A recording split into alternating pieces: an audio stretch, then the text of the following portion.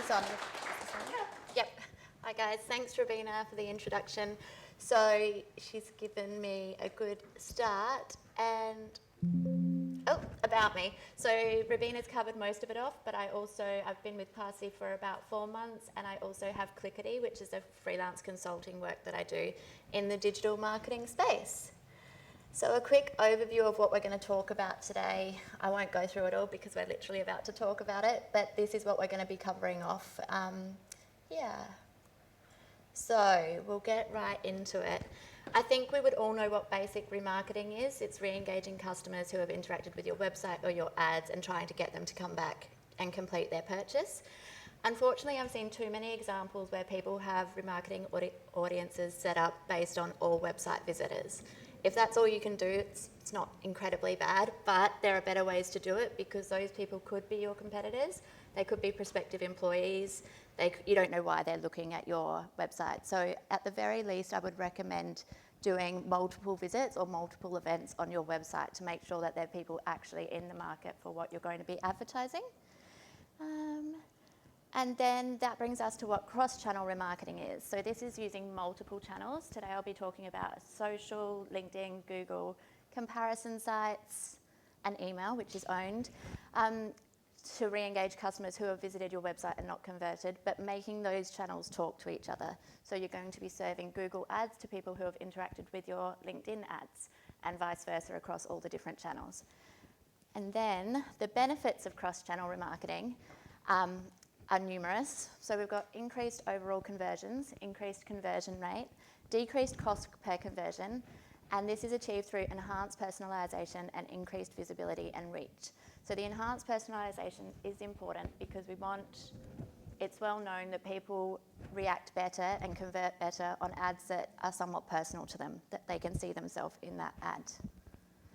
Now, this is the enterprise customer journey.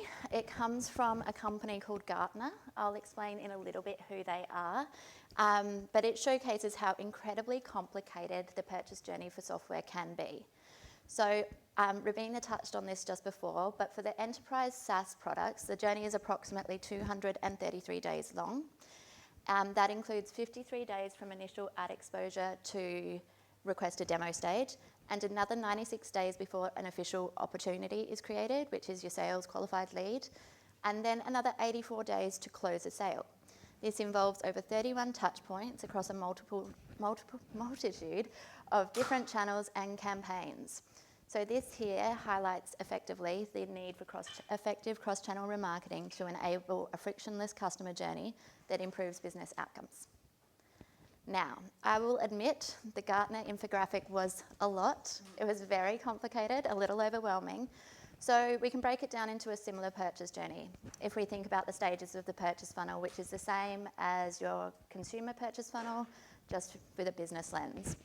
So we've got awareness. At the awareness stage, people are aware of the problem. These stakeholders might be the end users who are aware of the problem and reporting it to leadership, or it could be your financial officers who are looking for money-saving techniques, or your operations officers who are looking to increase productivity. So at this stage, they're aware of the problem, they're looking for solutions. And then at the next stage, we've got consideration stage. It's just as it sounds. They have a short list of solutions that they are considering, forming their consideration set.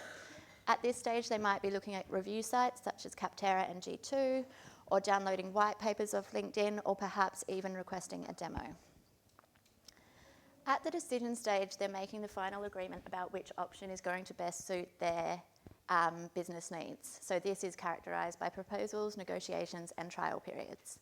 Now, the last two are not technically within the marketing lens, but I've included them because they're very, very important to overall business outcomes. So the implementation involves onboarding and training and may require a lot of technical assistance if your product is overly technical. And then the retention and advocacy stage is important because you want these people then to be providing you with reviews, with testimonials, and that's going to lead into the top of funnel activity, and you can hopefully use those in your assets going forward. So one of the reasons I'm stressing the importance of these last two is that I've recently seen with a client that 15% of their app installs were actually uninstalled within the first week. and about 40% of free trials that they'd offered previously were never used. So they've spent all of those marketing dollars getting those customers, getting those app installs, only for it to fall down at the last minute, and that money is essentially wasted.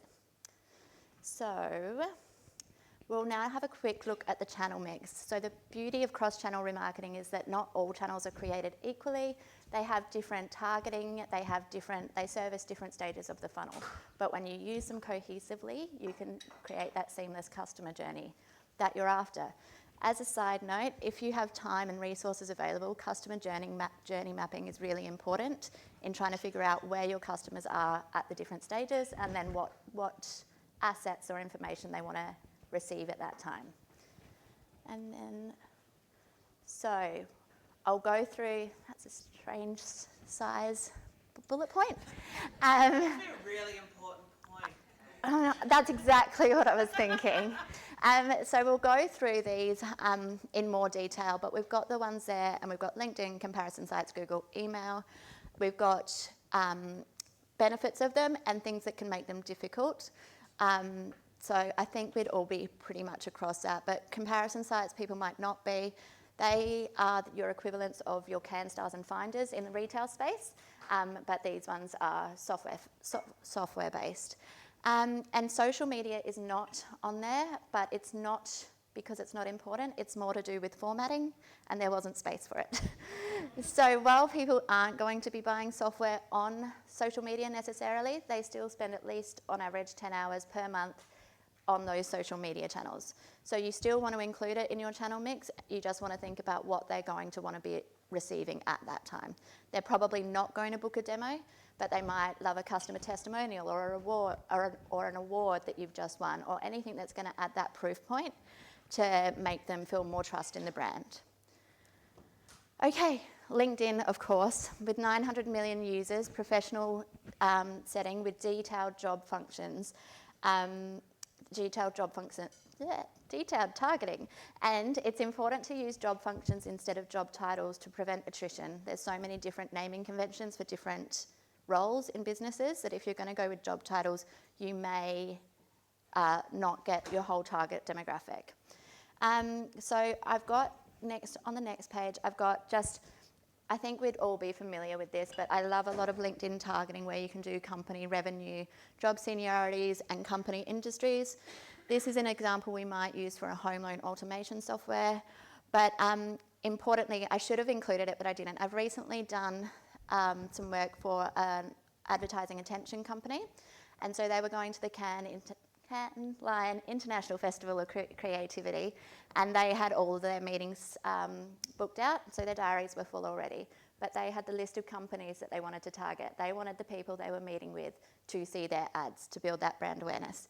And so we targeted the followers of that page, that event page, and it worked, and they got great results. So my point here is that remarketing doesn't have to be just digital. You can incorporate offline events and offline targeting as well to get that cohesive experience. I'm going to skip through this one. So with Google, we've got search display, YouTube, PMax. Google's, you're not going to do much advertising that doesn't include Google these days. So it's important because in the remarketing sense, in that if you have a list or you build a list of people who have been to your website via your LinkedIn or via your Facebook, or maybe it's a list you upload of leads that you want to target, and you build out a remarketing list search ad. So these, and you set it to targeting, not observation at all. So you target these people and you increase the bidding against those keywords for those people. So the people who have come to your website and they're familiar with you, if they then go, if you're selling coffee, well, coffee's not B2B, anyway, but if you're selling something and they go to search for your product and then you do the upbid, then your ads will show to them. So if they're already familiar with you, you want to nurture them down the purchase cycle. You don't want to lose them there, so you want to make sure that you're doing this. And then, of course, as I mentioned, feed these Google audiences into your other channels. Ideally, if you had a CRM, you would do some lead scoring there and you would associate scores with each of these interactions to try and decide how warm your lead is and how much you want to invest to get them to convert. So the comparison sites I mentioned, I just need a drink actually, one sec.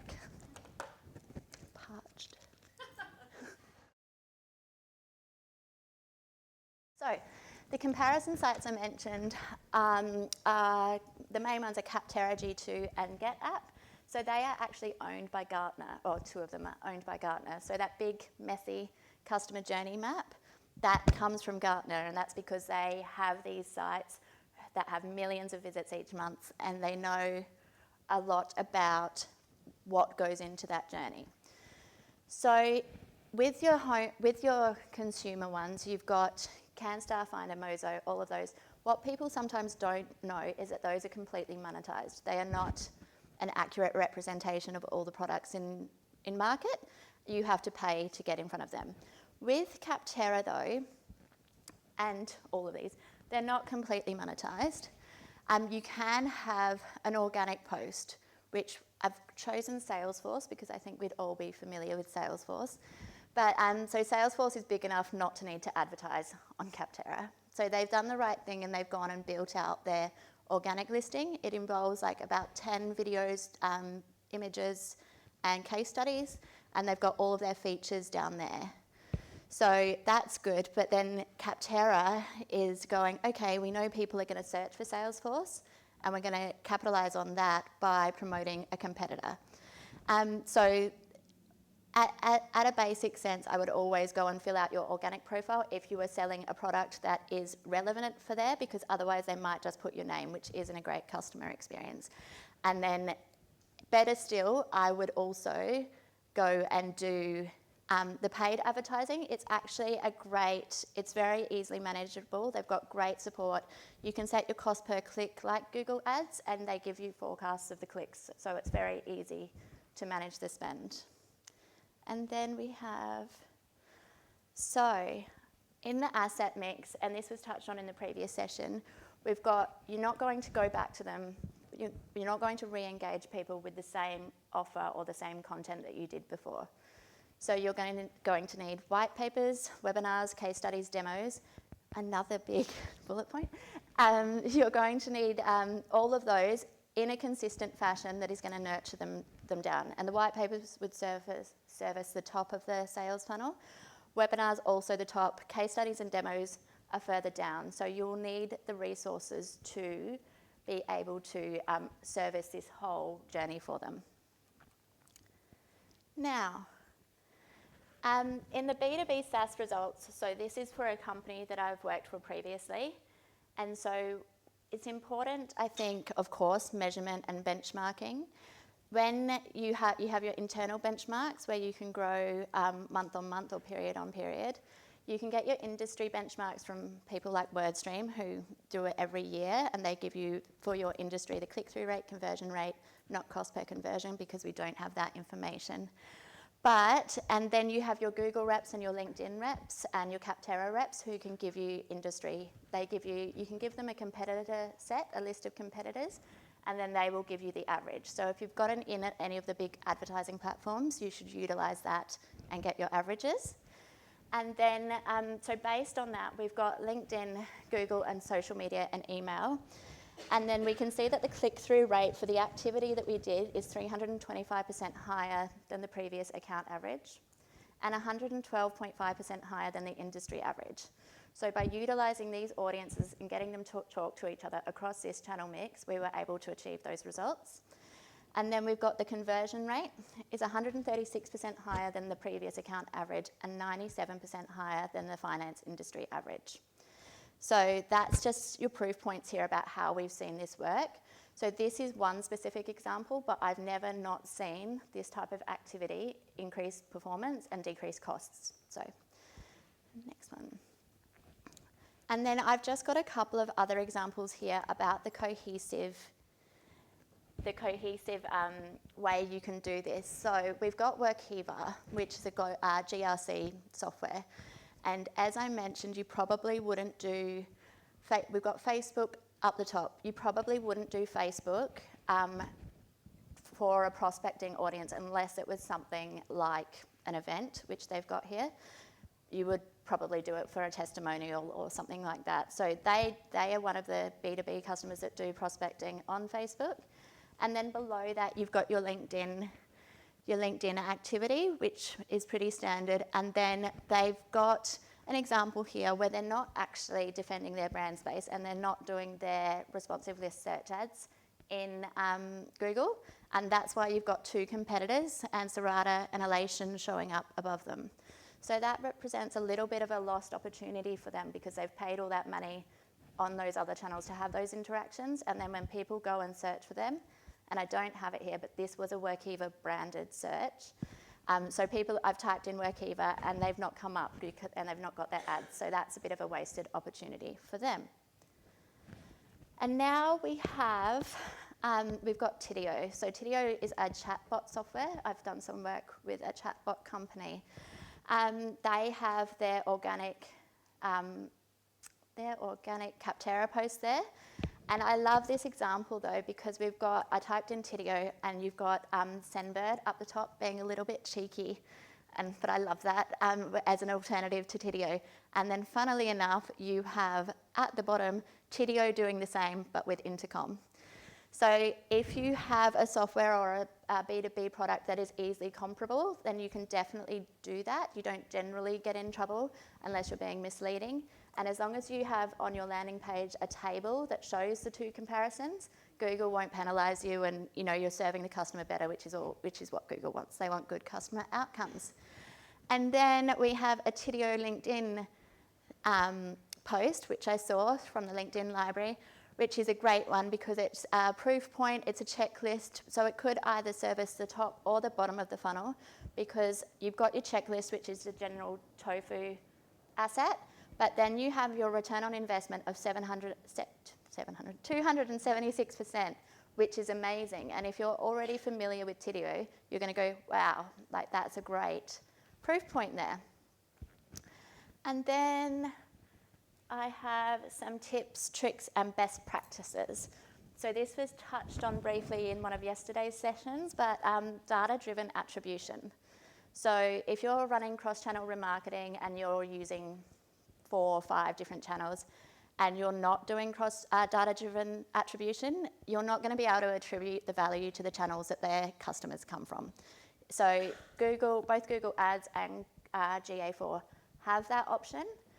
I would also recommend if you're doing different channels that you use GA4 as your source of truth for the company because Facebook is somewhat notorious in overstating its value that it adds to your conversions.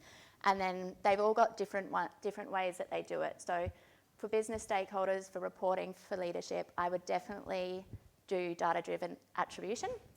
First-party data, it would be pretty remiss of me if I didn't mention the cookies in the room or the elephant in the room with the deprecation of first-party cookies.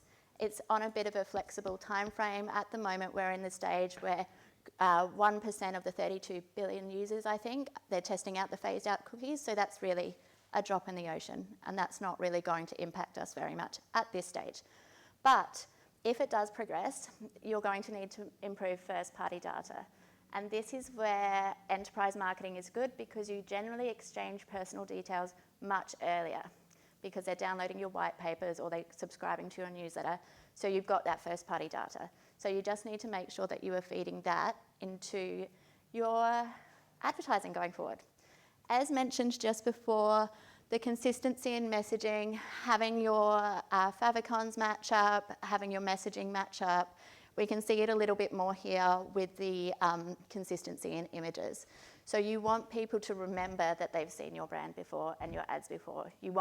Otherwise it's a wasted opportunity. You want them to know that it's you who is coming back to revisit them. And then journey mapping, as mentioned, a lot of this is testing. So a lot of this is you test and you learn and you feed that into your new activity. If you have the resources to do journey mapping, I would recommend that. It will just take a lot of the guesswork out of this sort of stuff. Data privacy and compliance. If we're looking at all of this, we just need to make sure that your privacy policies are up to date and then that you are using the data in an ethical fashion. And as mentioned, a focus on implementation and retention strategies to make sure that you are not wasting all of those dollars that got the people to that stage of the funnel.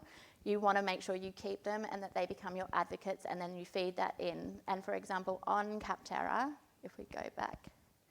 So on Capterra as well, it's actually very good because they go out and they get the reviews for you. Of course, you can't control what the reviews are going to say, but that provides a really important proof point in knowing that, like some of these, for example, Salesforce has 18,436 reviews. Like it's a monolith, it's amazing. That provides a lot of social proof. So my mention of, sorry about all the scrolling, my mention of focusing on implementation and retention stages is that you need those people to fill out those reviews. You need those people to create your testimonials, your case studies, or your videos.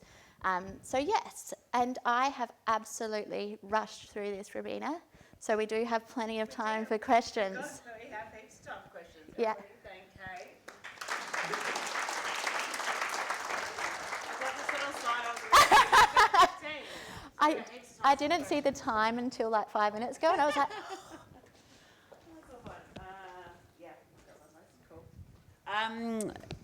That was awesome. Thank you so much. I really, the interesting thing about B2B, and because I'm in the tech space now too, that onboarding piece is something that I think is interesting. I think we got caught out. It was pretty funny actually. So we basically launched a new type of feature in our tech platform, and we had a big client take it up.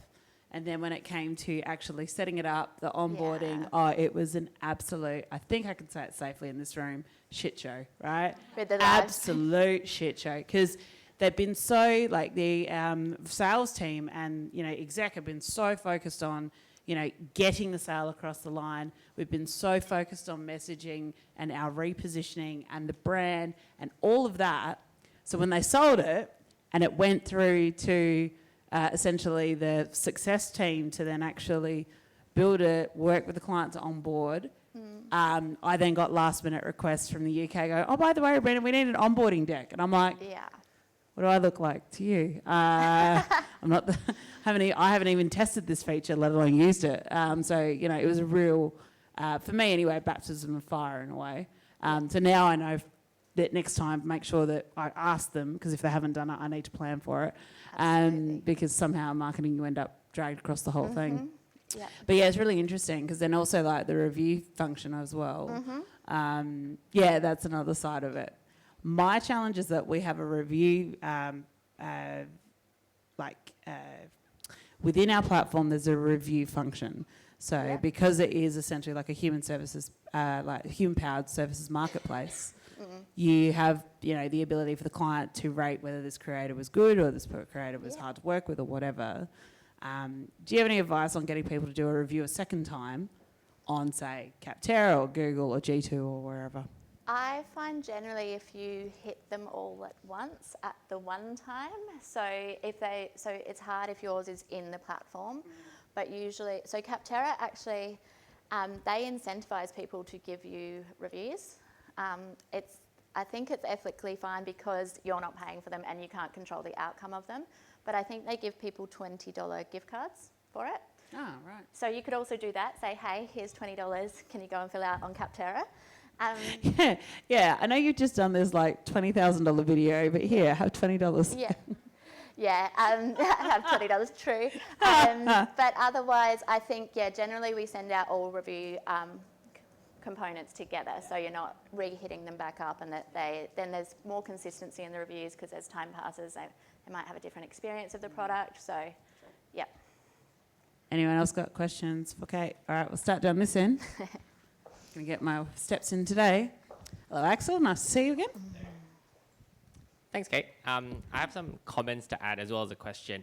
On the point on the, hey, you've asked, they paid $20,000 and you're giving them a $20 gift card. A nuanced thing in B2B is their company has paid 20 grand to your company to do it, but the $20 go to their pocket. So you go like, oh, there's $20, I can use that for lunch tomorrow. And I think there's still a bit of incentive there because I've done quite a bit of work on the G2 front and it really incentivizes people to put in that extra review. The catches with the G2 stuff is G2, Capterra play extremely strongly in the SEO game. So if you are comparing two companies, let's use Salesforce and HubSpot, and in your mind that you go, okay, I'm considering between these two, and you search Salesforce versus HubSpot, it is possible that neither of them show up in the first set of Google listings. G2 shows up, Capterra shows up. So you want to be there when your audience is searching and has a high intent. So you should invest in Capterra and G2, like like Cate mentioned.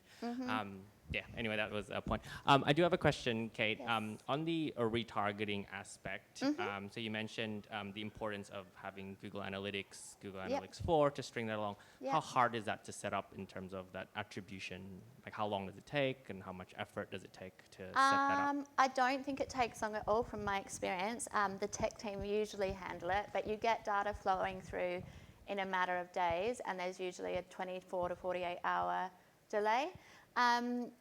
We've had the crossover from Universal Analytics to GA4, and it's been a little rocky, but I'm really impressed with how we can do it now. So if you have if you don't have those skills in-house, I would recommend getting the training or support, because that's going to be your proof points for your leadership to say that this investment worked, this channel worked, this one didn't, and that's going to get you more marketing budget in the end. So I would definitely recommend doing that minor investment at the start. Like you mentioned yesterday, there are way more sophisticated ways to do it. I had a colleague or an ex-colleague here this morning who works in that space, and he does marketing mix modeling, which is huge, but that shows you exactly, that allows you not only to see what worked in the past, that allows you to project your, if you go, okay, I'm going to spend 20K on LinkedIn and 10K on Google, that allows you to forecast your results. But that's incredibly expensive, and you need 24 months of data at least, and huge budgets to do that. Apart from that, there's Tableau, which uses Markov conversions, which is also more statistically accurate than your data-driven on Google. But that, again, involves a lot of money and a lot of time. So Google data-driven attribution, I think, is your best bet. Where do you see like CRMs kind of like coming into that sort of measurement and analytics and tracking? Depends on the CRM really, and the benefits of it. So we could use a CRM for lead scoring. Ideally, I've actually worked with a lot of companies that don't have CRMs, but I've worked with plenty that do as well. So ideally, you'd have your CRM and you'd have it connected to your email automation. So like your Salesforce partnered with Marketo, for example, and that would have a lead score in it, and everything would feed in there, and you would say, okay, this lead came from here, and it was contributed to from this other channel. So if you have that source of truth and you trust it, you could use your CRM, but I know a lot of people who would use your GA4 as well. And yeah, just to reiterate, because we were at Kwasi, we have a lot of different paid activity from social to Google and whatnot, and they've all got different attribution models. So when we do our client reports, we make sure that we're using the GA4 because it's an independent one, slightly linked to Google, and that's more accurate across all of the channels, yeah. Any other questions for Cate? It's a quiet room. You must have it's a lot. Question about, all right, here's the thought. So you mentioned social media and when, it doesn't fit on the slide. What are your thoughts on TikTok and B2B? Yep, I'm working with the client at the moment who is in a very rather dry B2B space, and they are building out a TikTok following. I think we've seen that TikTok is not, when it started, we had this whole perception that it was like your 19 to 24-year-olds. Now I believe the biggest portion of users on it are the next age up, so your 25 to maybe 40s. So I think there's a definite space for it, and I think as well that you could also, like I said with Facebook, you want to make sure that you're serving them what they want to be seeing when they're on social media. You don't want to interrupt them with something hugely technical. You definitely don't want to give them white papers. So you want to make sure that it's something that fits in nicely with that. And like with Facebook, it could be a testimonial or, hey, we won this award, or this is a review we've got. So something that fits in the social realm, but is still reminding them of you. What I find interesting is, I don't know if you guys, has anyone seen SEMrush's Yes. TikTok account? No. Yeah, so SEMrush, they kind of do, so they're thinking about, like, when you look at the TikTok, that is not for the decision maker. Because the kind of content that they're pumping out there is more like, marketers have to do everything, or like SEO is so hard, I wish and like kind of really like sort of looking more at that end user. So not the person who's deciding what software, but the person who's actually going to be using the software in their day-to-day role. So really resonating with that audience. So I guess my question is, like, you know, around what are your thoughts around these kind of buyer groups? Because, Yeah. you know, as you saw, like when we saw the Gartner one, Yeah. while that was insane, that's actually what we're all dealing with here when Yeah. we're working in a B2B context. You know, we're not all as lucky as Alex at Bushman's, who's like, farmer's like, hey, need a tank, go buy a tank, you know, and obviously they've got choices and different things, but, you know, it's likely to be a SMB, potentially a sole owner. So, you know, like there's probably only one key person making that decision to buy the tank. Yeah. Whereas, you know, when it comes to something like software and you're working with enterprise brands, you know, it's like, okay, well, we need to get procurement on board. We need to get, you know, the senior leadership in marketing, Yeah. ideally senior leadership in comms. And but then you also need to get, you know, buy-in from everybody else. Yeah. So I guess my question really is just around, you know, I guess it's different horses for different courses, but what has your experience been with, you know, kind of trying to target those different Sure. people in that buying group who then ultimately will influence the final decision? Yep. So we, you can, as mentioned, you can target LinkedIn based on a wide variety of things. We, based on the size of the company, look at which cohort and how large it is that we want to target. If you're in a small company, like, you know, less than 10 people, it might be your founder or your CEO. If you're in a bigger company, you've got a bigger pool to target. But specifically to answer your question, we don't generally do different targeting for the end users necessarily. It's more about the decision makers who are hearing about those pain points. But as a side note, SEMrush also follows me all around the internet, especially on Words with Friends. They keep popping up there. So yeah, we don't change it based on, we don't appeal to the end users necessarily.